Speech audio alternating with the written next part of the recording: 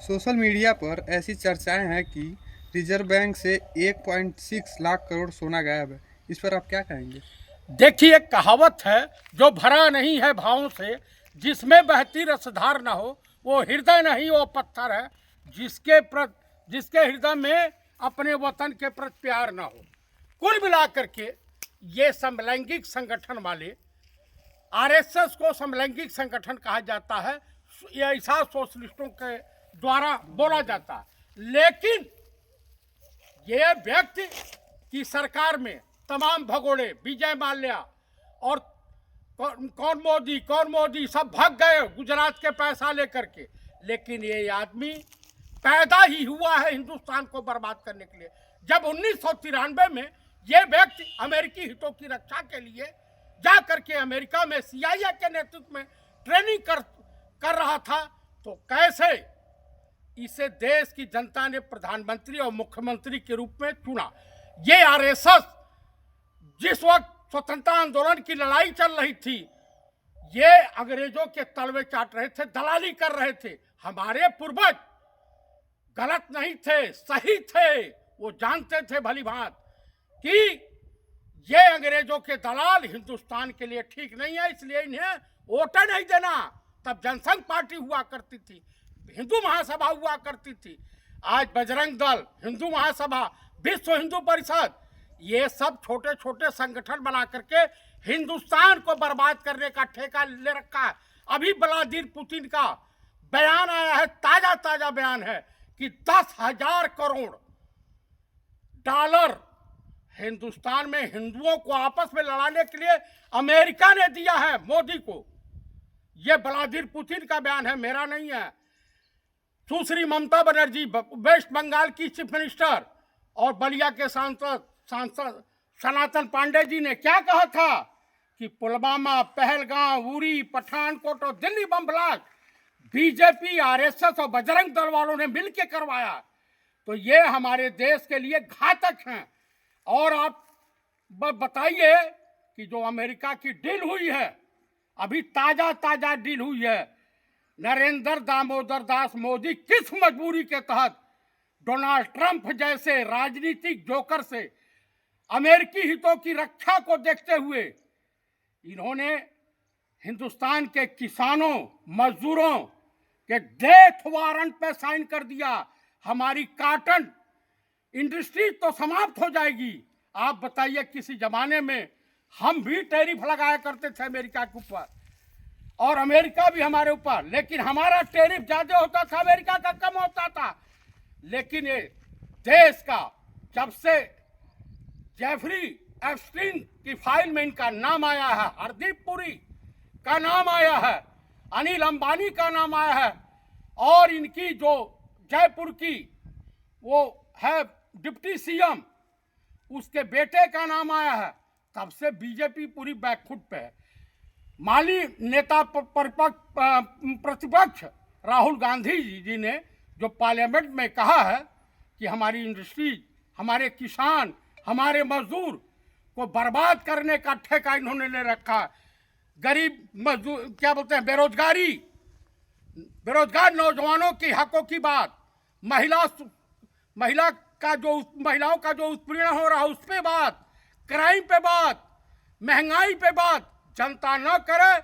UGC ला करके अब हिंदुओं को आपस में लड़ाने का काम ये सरकार करने का कुचक्र रच रही है। तो मैं कुल मिलाकर के यही कहूंगा कि इस देश के नागरिकों, सुधर जाओ।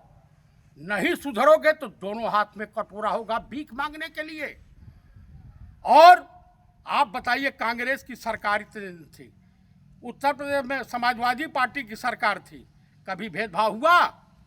लेकिन आरोप लगता है, प्रत्यारोप लगता है। जिस प्रकार मुलायम सिंह जी की चाबी अमर सिंह के पास हुआ करती थी, सेम नरेंद्र मोदी के चरित्र, इनकी तमाम सीढ़ियों की चाबी हरदीप सिंह पुरी के पास है। तो कुल मिलाकर के मैं यही कहूंगा कि ये वो हैं, ये वतन बेच देंगे, चमन बेच देंगे, ये हिंदुस्तान के लुटेरे साबित हो गए हैं। आरएसएस और बीजेपी और विश्व हिंदू परिषद बजरंग दल सिर्फ लड़ाने का काम करता। राजनीति इंदिरा जी भी थी।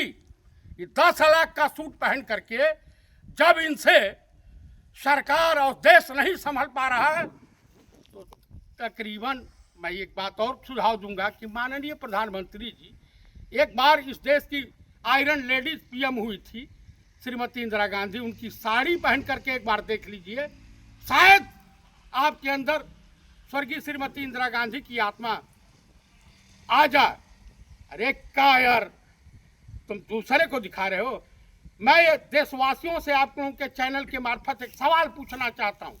सवाल यह है कि हिंदुस्तान का कोई ऐसा सांसद बता दीजिए जो अपने बच्चे का पिता भी हो और अपने बच्चे का मामा भी हो। ये भाजपा में एक सांसद है, उसका मैं जिक्र कर रहा हूँ, नाम नहीं बताऊंगा, देशवासियों आपके ऊपर छोड़ रहा हूँ। लेकिन भाजपा, आरएसएस, विश्व हिंदू परिषद, बजरंग दल से देशवासियों को सावधान रहना पड़ेगा। इस देश के 92-95% साधु संत जो हैं ये छीनरे हैं और छीनरों को लेकर के देश का प्रधानमंत्री, आरएसएस और बीजेपी प्रोपेगेंडा तैयार कर रही है। आज उत्तर प्रदेश में लगभग 35 से 36 हजार स्कूल, प्राइमरी स्कूल बंद किए जा चुके हैं। आप मुझे बताइए, और उससे ज्यादा शराब की दुकानें खोल दी गई हैं। आप मुझे बताइए कि राम राज है, हर जगह क्राइम है, गोलीबारी हो रही है। गोरखपुर में भी पता चला है कि एक अरुण निषाद की हत्या सरेआम कर दी गई। कहाँ क्राइम कम हो रहा? पुलिस वसूली में लगी हुई है। और देश, इन्हीं का एक मोती सिंह थे पूर्व मंत्री, उन्होंने कहा था कि पहले तो 150 रुपये में काम चल जाता था, लेकिन अब तो 500, 2000, 500 नहीं, 2000 से नीचे 1000 से ऊपर ही मांगते हैं, चाहे वो लेखपाल हो या सिपाही हो या कुछ भी हो।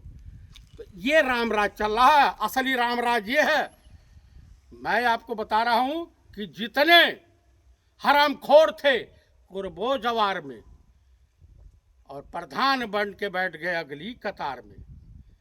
10 मिनट की पूजा में जो घंटों गुजार दे, समझ लो कि कोई मुल्ला फंसा है इनकी जाल में। ये कहानी है देश की। ये देश के लुटेरे हैं, देश के हित ऐसी नहीं। पंडित नेहरू को तुम आईना दिखाते हो। पंडित नेहरू जब भारत आजाद हुआ तो उस वक्त उनके पास जो संपत्ति थी, चल अचल संपत्ति, लगभग 20,000 करोड़ थी। आज उत्तर प्रदेश जैसे 2 स्टेटों का 5 साल का 2 टर्म बजट पास हो जाता, वो हैसियत थी। चाहे भाखड़ा नगर बांध हो या कोई भी हो, सूरज के ऊपर थूकोगे तो थूक आपके ही ऊपर गिरेगी। देशवासियों, एक भी काम बता दीजिए। हाँ, इज्जत घर, टॉयलेट। अगर कांग्रेस की सरकारों ने स्कूल कॉलेज ना बनवाया होता, IIT, IIM, तमाम मेडिकल कॉलेज नहीं बनवाया होता, तो आज हमको वोट देने लैट्रिन रूम में जाना पड़ता। तो देशवासियों, मेरा अनुरोध है आपसे कि आप लोग हमेशा अब सोच लीजिए, संकल्प ले लीजिए कि आरएसएस, बीजेपी, बजरंग दल, विश्व हिंदू परिषद का हमें विरोध करना है। इनको अपने गांव में जगह नहीं देनी है। ये छीनरों का दल है। ये किसी के बहू बेटी के हित ऐसी नहीं है। तो कुल मिला करके मैं इसी के साथ मैं कहूँगा कि आप लोग कंधे से कंधा मिला करके इंडिया गठबंधन और माननीय नेता प्रतिपक्ष राहुल गांधी के साथ कंधे से कंधा मिला करके चलें। देश का कल्याण हो जाएगा। जय हिंद, जय भारत।